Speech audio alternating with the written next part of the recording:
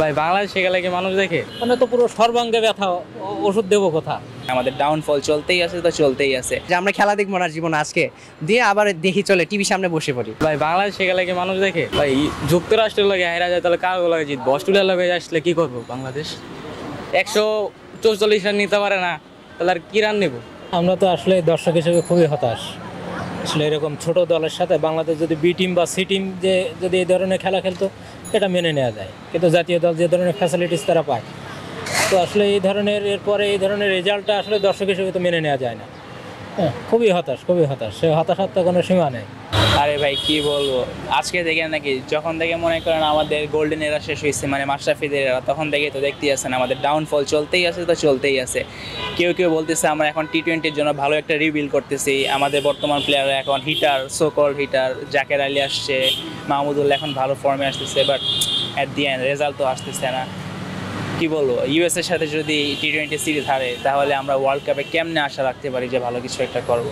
So kinda depressing. দেশের সকল মানুষের যা প্রতিক্রিয়াতে আমারও তাই। এটা কোনো খেলা হলো, বাজে একটা খেলা খেলছে, 145 টার্গেটেড, এটা তো ইজি একটা টার্গেট ছিল।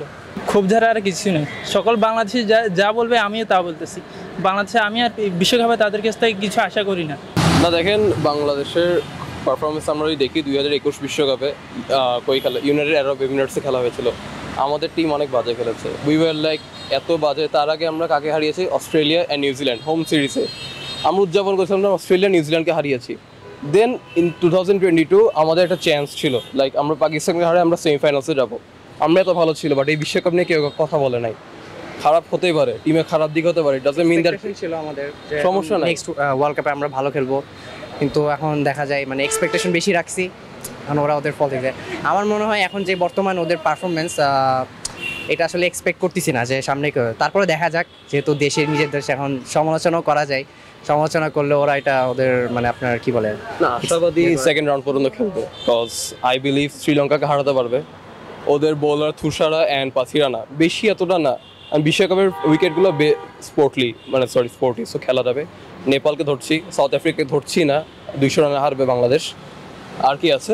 আমাদের ব্যাটসম্যান খুবই উইক, মানে কি বলবো ওদের মানে ওপেনিংটা যে আমরা যে এক্সপেক্ট করি যে এখন যে টিমটা সিলেক্ট করছে, তো এক্সপেক্ট করতেছে আরও ভালো খেলবে, কিন্তু শান্ত, লিটন দাস, মানে এদের আরও হার্ড ট্রাই করতে হবে, নাহলে এইভাবে খেললে আসলে বিশ্বকাপ দূরের কথা, মানে গ্রুপ স্টেজ থেকে মনে হয় বিদায় নিতে হবে।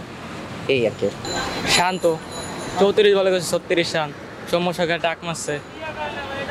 আর অগ খেলা দেখা তো না দেখাই ভালো, অগ থেকে আমাকে পাড়ার খেলা আর ভালো।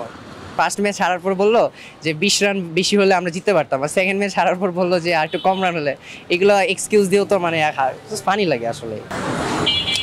এখন কেন জানি মনে হইতেছে যে প্লেয়ারদের মধ্যে হাঙ্গারটা নাই, যেমন যে কিছু একটা জিততে হবে, লাইক খেলতেছে মানে বাধ্য হয়ে খেলতেছে টাইপের, নিজেদের তেমন ইচ্ছাটা মনে হয় না দেখতেছি আমি যে কিছু একটা করবে দেশের জন্য। চরম একটা অব্যবস্থাপনার মধ্যে আছে, যেটা আমরা তো সবাই দেখতে পাচ্ছি, কিন্তু এটা সংশোধন যারা করবে তাদের তো কোনো ভ্রুক্ষেপ নাই।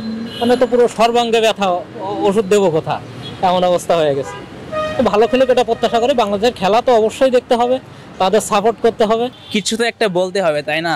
ওদের তো কোনো অ্যান্সার নাই, স্বাভাবিকভাবে কি অ্যান্সার দিবে? এত বাজে পারফরমেন্স, 1 বছর কি 2 বছর 3 বছর চলতেই আছে বাজে পারফরমেন্স, কোনো ভালো হওয়ার অপশনই নাই। এক একজন এক এক কথা বলতেছে, আমাদের ক্যাপ্টেন এক এক কথা বলতেছে। আর ইদানিয়ে কি বললো যে জাম্প করার আগে বাঘ নাকি একটু পিছাবে। So it's kind of funny. এখন আপাতত হাস্যকর হয়ে গেছে, বুঝছেন বিষয়গুলো। বাট কি করবো, এট দি এন্ড সাপোর্ট তো করাই লাগবে আমাদের। রাখতে হচ্ছে, একটাই দেশ, কিছু করার নাই। একটা দেশ ক্রিকেট খেলছে, আমরা তো আবেগী ফ্যান্স, আমরা তো যতই হোক দিন শেষে মানে বলে না যে আমরা খেলা দেখবো না জীবন আজকে দিয়ে আবার দেখি চলে টিভির সামনে বসে পড়ি, তাও মানে আমাদের ওই রেজাল্টটা দিচ্ছে না। এখন দেখি, দেখা যাক, আল্লাহ ভরসা, ইনশাল্লাহ। একটু চেঞ্জ করতে হবে, মানে এখন যে প্ল্যানটা হচ্ছে খেলার, ওটা একটু চেঞ্জ করতে হবে।